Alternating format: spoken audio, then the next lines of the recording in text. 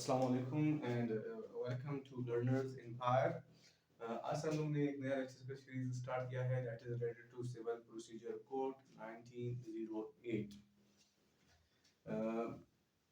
जो हमारा लेक्चर का सीरीज है इसका पर्पस यही है कि जो भी स्टूडेंट्स एग्जाम्स के लिए तैयारी कर रहे हैं टू द सेक्शन वाइज हम उसको पढ़ेंगे और मैं कोशिश यही करूँगा कि ब्रीफली एक्सप्लेन करूँ और कम से कम टाइम में आप लोगों को ज़्यादा से ज़्यादा नॉलेज प्रोवाइड करूँ। अभी सिविल प्रोसीजर कोड है क्या और इसका मकसद क्या है। ये जो जितने भी हमारे यहाँ पे दीवानी मुकदमे होते हैं, एक होता है फौजदारी क्रिमिनल ट्रायल्स, एक होता है सिविल ट्रायल जिसे हम उर्दू में कहते हैं दीवानी मुकदमे। तो जितने भी हमारे यहाँ पे दीवानी मुकदमे में है उनका जो प्रोसीजर है कि वो उनका केस कहाँ से स्टार्ट होता है, कहाँ पे एंड होता है और हर एक जो पार्ट में है, हर एक डिवीजन में क्या क्या चीज़ें होते हैं, हर एक प्रोसेस में क्या क्या चीज़ें होते हैं, वो सारे हम लोग इसी में कवर करेंगे। तो सबसे पहले चलते हैं इसका कंपोजिशन पे कि ये किस इसमें क्या कितने सेक्शंस है और कितने ऑर्डर्स है। अभी ये जो सिविल प्रोसीजर कोड है ये डिवाइडेड है सेक्शन में भी और ऑर्डर्स में भी। सो बेसिकली हमारे यहाँ पे जो सेक्शंस है 158 सेक्शंस इसके हैं, जो कि कुछ रिपील भी हो चुके हैं और कुछ ओमिटेड भी हैं, लेकिन टोटली 158 है। अभी एक अमेंडमेंट 2020 में हुआ था, 2020 का अमेंडमेंट के बाद एक और भी सेक्शन इसमें ऐड हुआ है जो कि अभी 559 है, लेकिन इनमें कुछ ओमिटेड और कुछ रिपील हो चुके हैं। तो दूसरा तरफ से ऑर्डर्स, हमारे यहाँ पे जो ऑर्डर्स थे वो पहले 52 ऑर्डर्स हुआ करते थे, लेकिन अमेंडमेंट के बाद अभी कितने ऑर्डर्स है सीपीसी में 50 ऑर्डर्स। अभी पहले समझते हैं कि सेक्शंस और orders what is the difference. एक ही कानून है, उसमें कुछ सेक्शंस भी मौजूद है और कुछ ऑर्डर्स भी मौजूद है। तो ऑर्डर्स और सेक्शन में डिफरेंस क्या है सीपीसी में। अभी जो ऑर्डर्स सेक्शंस होते हैं वो बेसिक प्रोसीजर को डिस्कस करते हैं। बेसिक प्रोसीजर मींस सपोज कि सूट क्या है, विटनेस जो हमारे यहाँ पे प्लेंट है उसे कैसे प्रोसीड करना है, प्लेंट रिटर्न स्टेटमेंट क्या है। तो जो बेसिक प्रोसीजर होता है वो सेक्शन बताते हैं और उसके बाद ऑर्डर उनका डिटेल प्रोसीजर बताते हैं। अभी सपोज कि एक सेक्शन ने डिस्कस किया कि सूट ये है, दावा इस तरह होता है, जवाबी दावा इस तरह होता है। अभी सिर्फ सेक्शन उसको एक्सप्लेन किया। अभी जो उसका प्रोसीजर है वो किस में डिस्कस होता है, वो ऑर्डर में डिस्कस होता है। तो जो पहला डिफरेंस है सेक्शन और ऑर्डर का, सेक्शन बेसिक प्रोसीजर के बारे में बताता है कि इस सेक्शन का मतलब ये है, सपोज रिटन स्टेटमेंट का मतलब ये है, जवाबी दावा का मतलब ये है, लेकिन ऑर्डर उसका डिटेल प्रोसीजर बताता है। सेकेंडली जो सेक्शन होता है, अगर हम लोग उसका अमेंडमेंट के बारे में डिस्कस करते हैं कि वो कहाँ पे अमेंड होता है, तो बेसिकली जो सेक्शन होते हैं वो हमेशा जो आपका लेजिस्लेचर है, जो असेंबली है, वही इसको अमेंड करता है। लेकिन जब हम लोग कहें ऑर्डर के बारे में, तो ऑर्डर एक हमारे यहाँ पे रूलिंग कमेटी होता है जिसमें जुडिशियल ऑफिसर्स और सीनियर एडवोकेट्स का एक कमेटी होता है, जिसमें वो जो ऑर्डर्स है उसके बारे में कुछ अमेंडमेंट लाए तो वो वहाँ पे ला सकते हैं। तो ये दो डिफरेंस हो गए सेक्शन में और ऑर्डर में। अभी चलते हैं नंबर 1 सेक्शन 1 की तरफ। सेक्शन 1 क्या कहता है? सेक्शन 1 ये कहता है कि short title commitment and extent. अभी इसका शॉर्ट टाइटल मींस इसका नाम क्या है, तो इसका नाम है कोड ऑफ सिविल प्रोसीजर 1908 1908 कानून का नाम है। फिर उसके बाद एक कमिटमेंट। अभी यहाँ पे दो डेट्स दिए गए हैं, एक है 1 जनवरी 1909 1909, सेकंड है 21 मार्च 1908। अभी इन दोनों में डिफरेंस क्या है?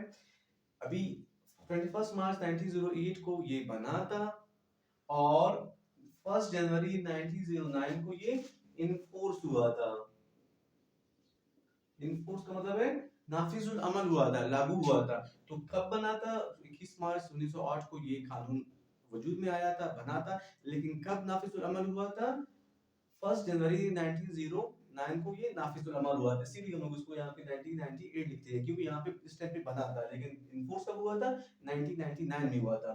फिर नेक्स्ट वन है कि इसका दायरा दायरा कहाँ तक है, यानी कि ये जो हमारा कानून है वो कहाँ तक एप्लीकेबल है, कहाँ तक इसके असरात है, आप उसको इन्फोर्स करवा सकते हो।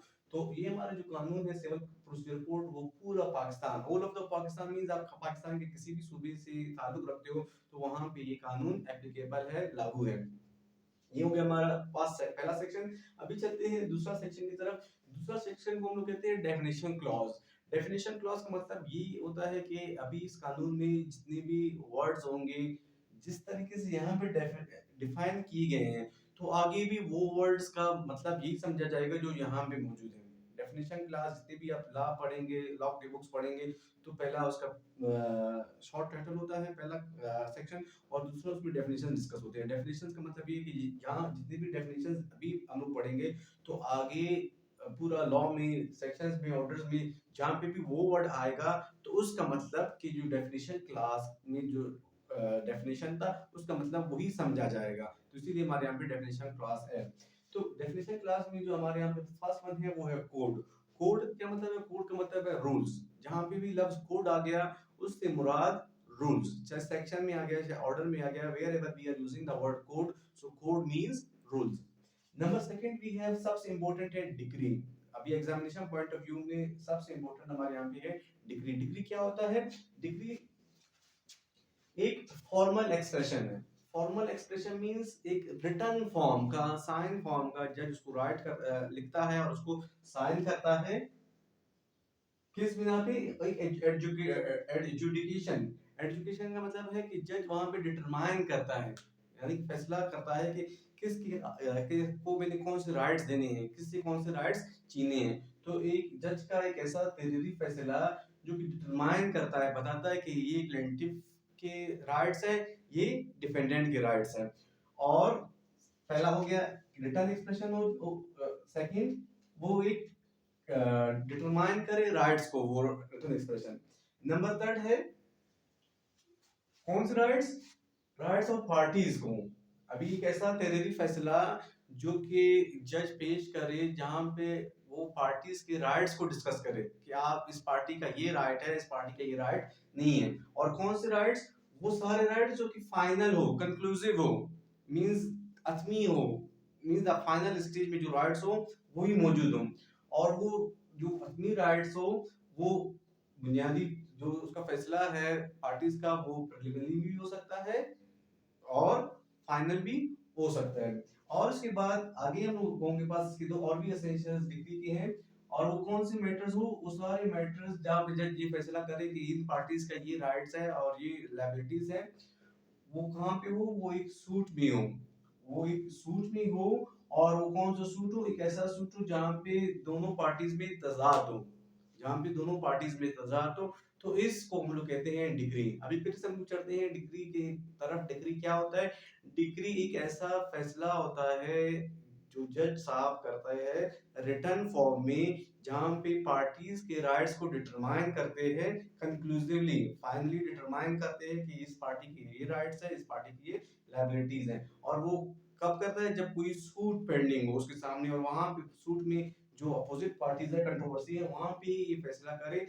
इस फैसले को कहते हैं डिग्री। ये इब्तिदाई भी हो सकता है और फाइनल भी हो सकता है। ये हो गया हमारे यहाँ पे डिग्री। और डिग्री हमेशा सूट में होता है, सूट से बगैर, दावा के बगैर डिग्री नहीं होता है। चलते हैं हमारे यहाँ पे नंबर थर्ड है।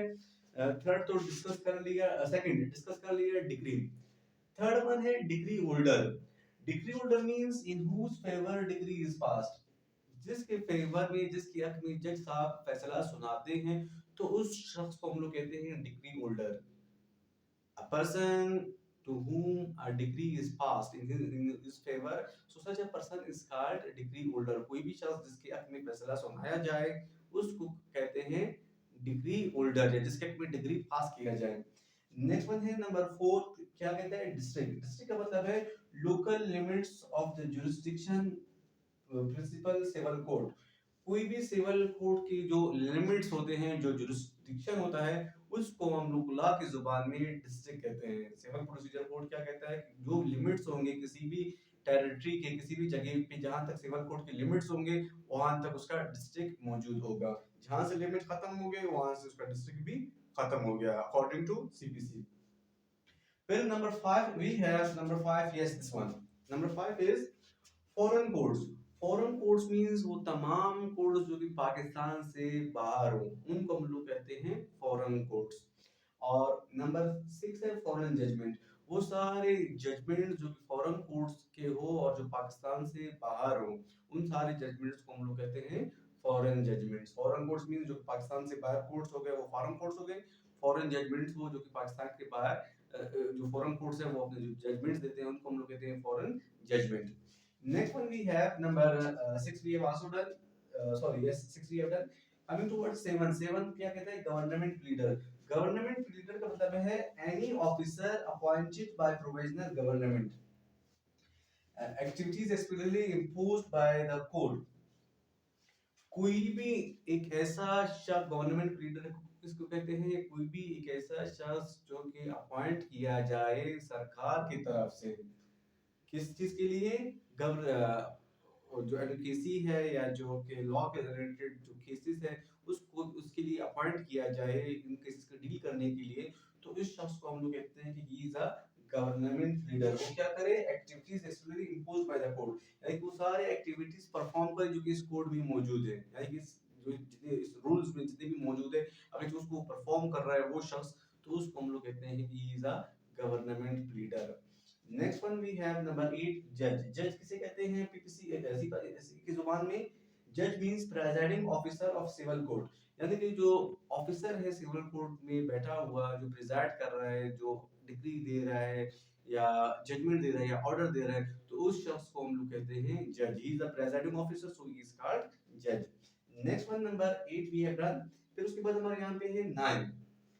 9 क्या कहता है, जजमेंट। जजमेंट क्या है, statement on the ground of degree और ऑर्डर। डिग्री हम लोग ने पहले यहाँ से तफसीली से में हमने डिस्कस किया कि डिग्री का मतलब एक ऐसा जज का फैसला जो कि दोनों पार्टीज के दरमियान जो पार्टी सूट लाते हैं और सूट के बाद जज अपना फैसला सुनाता है, डिटरमाइन करता है उनकी राइट्स को, कोई भी मैटर जो कंट्रोवर्सी में हो, तो वो राइट्स को जब डिटरमाइन करता है फाइनली, तो उसको हम लोग कहते हैं डिग्री। अभी डिग्री की बुनियाद पे जज अपना जब फैसला सुनाता है तो उसको हम लोग कहते हैं जजमेंट। अभी जो जजमेंट होता है वो डिग्री की बेस पे भी हो सकता है या ऑर्डर के बेस पे भी हो सकता है। तो वो सारे जजमेंट क्या होता है, कोई भी फैसला जो कि ऑर्डर या डिग्री के बिना पे पेश किया जाए या जज इशू करे उसको, तो उसे हम लोग कहते हैं judgment, according to section 2 of 9, sub class 9। फिर नेक्स्ट वन है हमारे यहाँ पे 10th। 10th क्या कहता है, judgment debtor. Judgment debtor means against whom decree is passed, जिसके फेवर में डिग्री पास हो गया उसको हम लोग कहते हैं डिग्री होल्डर। जिसके अगेंस्ट हुआ, यानी कि जिसको फायदा पहुंचाया डिग्री, उसके लिए डिग्री होल्डर। जिसको नुकसान पहुंचाया या जो बेचारा केस हार गया, तो उसको हम लोग कहते हैं जजमेंट डेप्टर, यानी कि इसके अगेंस्ट हो गया। Next one we have number 11, legal representatives. Legal representatives कौन होते हैं, representer of the state of a deceased person. Deceased का मतलब है कोई भी शख्स जो मर चुका है, अगर से आप उसकी जायदाद को, स्टेट का मतलब है जायदाद, जब आप कोई भी शख्स जो डिसीज पर्सन है जो मर चुका है उसका जायदाद को रिप्रेजेंट करता है अदालत के सामने कि मैं ये शख्स तो मर चुका हूँ लेकिन मैं इसके बिहाफ पे मैं ये केस फाइल कर रहा हूँ या ये राइट्स मैं क्लेम कर रहा हूँ, तो उन शख्स को कहा जाता है कि दे आर लीगल रिप्रेजेंटेटिव्स। उनको क्या कहता है ये, हम लोग उनको लीगल रिप्रेजेंटेटिव्स कहते हैं। फिर नेक्स्ट वन है हमारे यहाँ पे 10th 11 भी हो गया। 12, 12 है कुछ लोग इसको मीन्स प्रॉफिट कहते हैं, कुछ लोग इसको मीन प्रॉफिट कहते हैं, सो इट डिपेंड्स। अभी मीन प्रॉफिट क्या है, मीन प्रॉफिट मींस एक चलते हैं पहले डेफिनेशन की तरफ, फिर मैं इसको उर्दू में एक्सप्लेन करूंगा।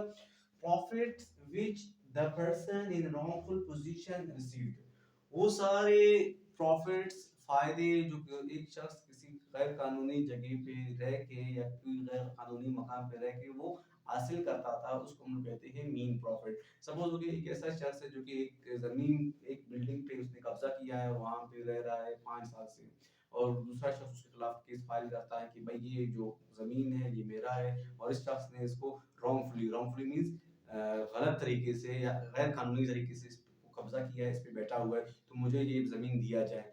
तो जब अदालत फैसला सुनाता है कि इसके हाथ में जमीन आ जाता है, तो फिर वो जो 5 साल में जितना भी उस शख्स ने जमीन पे रहा है या उससे किराया वसूल किया है, तो वो किराया या वो जो उसने वसूल किया था उसको हम लोग कहते हैं कि ये मीन प्रॉफिट है। यानी कि एक शख्स किसी भी जमीन पे रहे और उससे या किराए में दे दे और उससे जो उसे फायदा मिले जो कि कानूनी उसका नहीं है, वो जो दूसरे शख्स का है, असल मालिक का है, तो उस फायदे को हम लोग कहते हैं कानून की जुबान में ये मीन प्रॉफिट है अकॉर्डिंग टू सीपीसी। उम्मीद आपको समझ में आ गया होगा।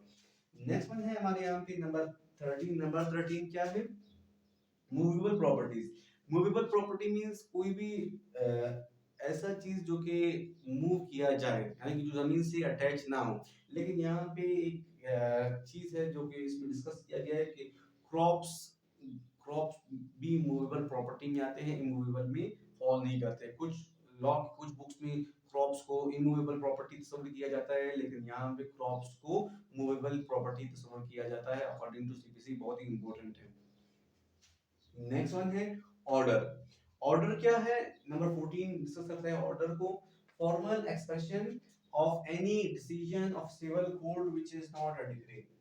वो सारे फॉर्मली एक्सप्रेस्ड फॉर्म में, रिटन फॉर्म में वर्ड्स जो कि डिक्री नहीं है, वो सारे ऑर्डर्स कहलाते हैं। अभी डिक्री में जज साहब फैसला सुनाते हैं, जो जज साहब है वो प्लेंटिफ और डिफेंडेंट के राइट्स को डिटरमाइन करते हैं। लेकिन ऑर्डर में राइट्स को डिटरमाइन नहीं किया जाता है। ऑर्डर में जो भी कार्रवाई होता है वहाँ पे आखिर में हर दिन के बाद जो भी दिन के एंड में जो भी कार्रवाई होते हैं, तो वहाँ पे जज साहब एक ऑर्डर इशू करते हैं कि आज प्लेंटिफ आ गए, आज डिफेंडेंट ने ये किया, आज ये हुआ, आज ये हुआ।